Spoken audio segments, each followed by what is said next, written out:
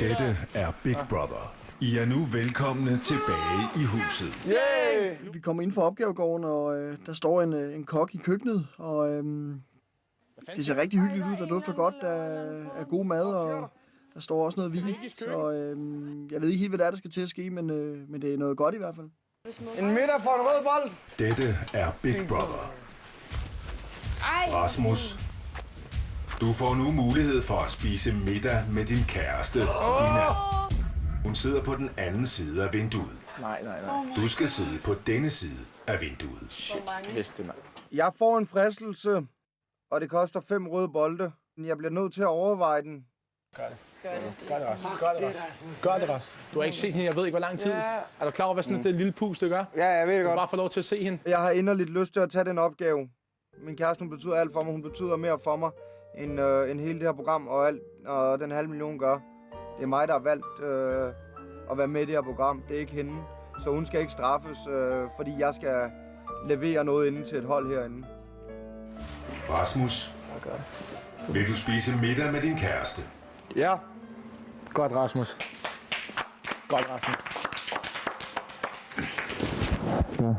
Det er Rasmus' øjeblik, det her. Det er ikke noget, vi skal ødelægge ved at stå og råbe og skrige alt muligt ved siden af, så vi trækker os lidt tilbage.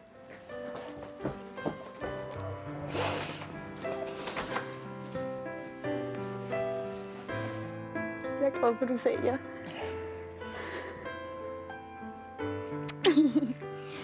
Savner dig hele tiden.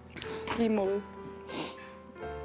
Jeg er ovenud lykkelig for at få lov til at se hende. Jeg har savnet hende ubeskriveligt meget de sidste dage. Hvem vil du helst skuffe? Vil jeg skuffe alle dem, der er herinde, eller min kæreste? Hvem vil du så helst skuffe?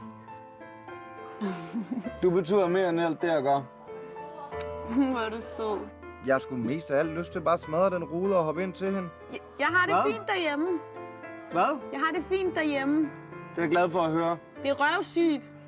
Der er ikke nogen at skælde ud. Det er hårdt. Det er rigtig hårdt. Jeg er fyldt op med glæde og kærlighed indeni til min kæreste. Hallo skat, har du tænkt over, at vi har snart torsdag? Januar, februar, marts. 20. marts. Det er ikke sikkert, at jeg kan komme. Nej, det skal du heller ikke. Vi holder den nu. Det er vores 2-årsdag, det her. Jeg har fået en halv time, 3 kvarter, der var fantastiske sammen med min kæreste. Lover du, at du aldrig forlader mig igen? Godt nok. Selvfølgelig. Så vil jeg hellere fokusere på, hvor dejligt det var, end at fokusere på, hvor ked af det jeg bliver, at jeg skal sige farvel til hende. Så jeg forventer tankerne så vidt muligt på noget positivt, og hvor glad jeg er for, at jeg ser hende. Jeg elsker dig.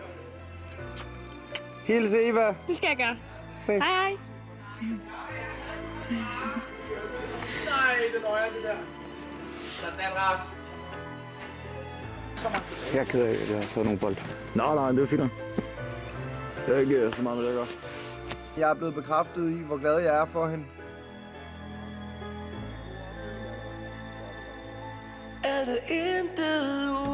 Du skal gå i